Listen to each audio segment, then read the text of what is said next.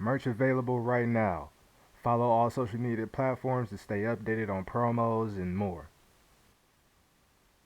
What's up, what it do? It's your boy Dead Gamer, and this is the Republic Game Review.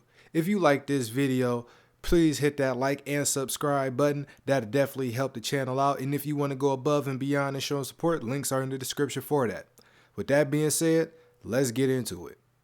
So you might be wondering, what is the Republic? Well, the Republic is a stealth game developed by Camouflage, released December 2013. You play as a character named Hope, and she is a clone trying to escape a facility called Metamorphosis created by another character named Treglazov. Hope succeeds in her escape with the assistance of multiple NPCs and a, I quote, eye in the sky, as it is described by an NPC, but ultimately commits suicide in the end. Metamorphosis is also destroyed in the process. So that's pretty much what the Republic is, and as you've heard, I give you guys some some details of what happens throughout the game, and that's pretty much the story of the game. And it's weird as fuck. Like, I'm not gonna hold you. It's kind of weird as fuck because you just kind of thrust into the story with really. And mind you that this is a game with like 5 parts, 5 episodes, and they're really not that long. So each of these parts not that long, and you just kind of thrust into it. If anything, I just feel like they tried to cram the story and condense the story into such a short package, and it kind of didn't work in some cases. But with that being said, let's get into the pros and cons of this, starting with the pros. So the first pro I have is that it is a well-paced / the progression is a pro. Now I know what I just said, but the weird factor that I'm saying about this isn't from the progression of the game and how long it takes you to get through each part. It's more of the actual story of the game. Like, she's a clone, all of this. Like, you kind of don't get an idea or a picture of what is, in a sense, going on until like towards the end of the game. You know what I'm saying? And stuff like that. And so I guess with this pro, I'll just throw the con that goes with this, and that'll just be the delivery. I had the delivery as a con as well. And that's just all I'm saying as far as like the story that is a con. So the first con is just delivery and story. Like, where the story excels at is just the gameplay of it, the timing, the progression of it mechanically and things like that.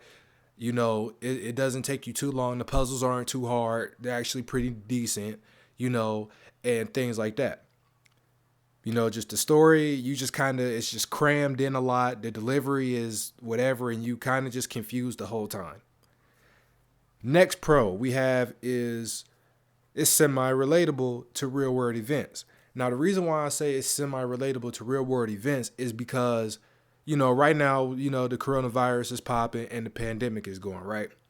In the Republic, she's a clone, like I said, and she's stuck in metamorphosis, meaning she's never been outside, never any of that stuff. So, just that kind of aspect of her wanting to go outside in the game and throughout the story, that's kind of relatable to right now, even though this game is like years and years and years old.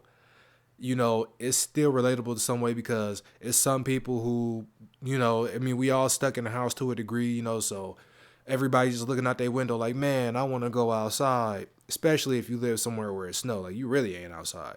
The next pro is weapons and interactions are simple and easy to understand.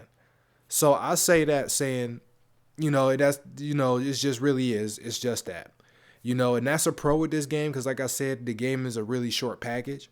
So you're able to use mace, you're able to use a taser, and that's pretty much going to be your main weapons. But it's not like she's equipped with that.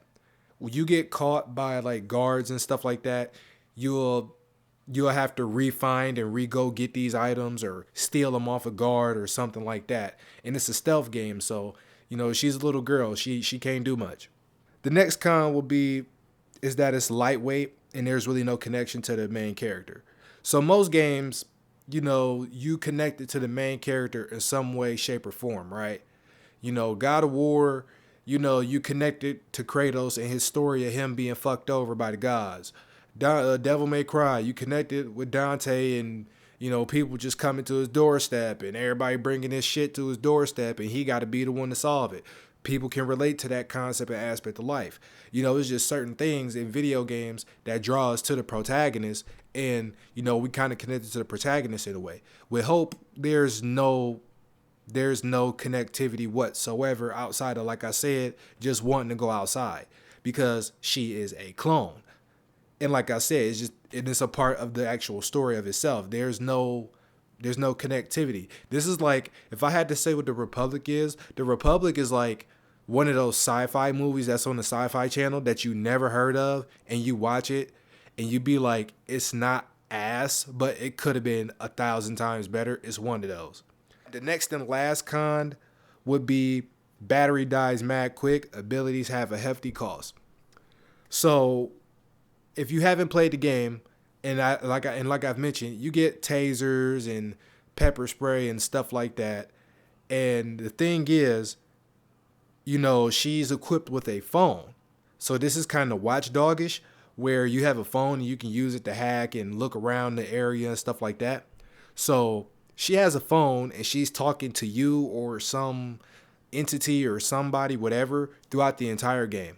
And you use the phone to do stuff, hit levers and switches to maneuver through the area. And she also has abilities that you can get to upgrade the phone with. So like there's an ability for x-rays, hacking into emails, voicemails, stuff like that, you know, real light. And prediction, to where you can predict guard patterns and stuff like that. And, you know, you're not going to be able to get all of these abilities before episode 5, before the last part. And it's just like, I mean, if you do, that means you're literally getting everything, every Easter egg. You spending some time on this game. And that's just, and it's a con because the battery on the phone in game dies a lot. The abilities, you know, you'll have a battery with 4 bar, and just to do one thing, one of your abilities is like three bars of the battery. And it's like, bruh, I can't even do nothing. So you spend a lot of time going to a charger port to charge the battery and then back to where you were. So you could be halfway through an area, run out of battery, and then you have to sneak your way all the way back to a charger point and charge the phone up and then go back again. So, you know, it's a lot of that type of repetition and just maneuvering, which is really and easily just, it was a con.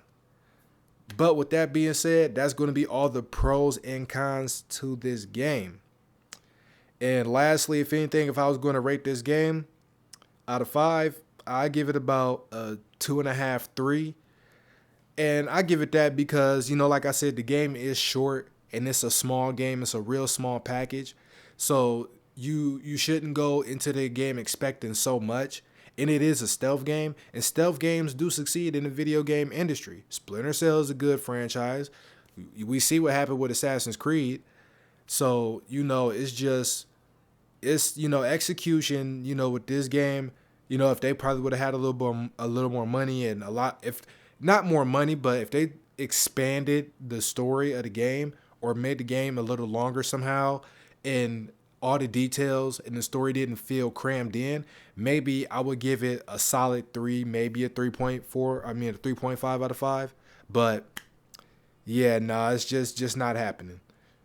I do recommend you to play this game, though, if you can find it for free anywhere, PlayStation, Xbox, Steam, Epic, wherever. If you can get it for free, go ahead and play it for free, whatever the case. I played this game and beat it on Stadia. I did have a good time. I really didn't experience too much lag, latency, or anything like that. I pretty much had a smooth gameplay when I did play this game. And, yeah, you know, it's a cool little game, you know, something to pass the time. So, if you like this video, please hit that like and subscribe button for more game reviews and video game related content. And I will catch y'all next time. Peace.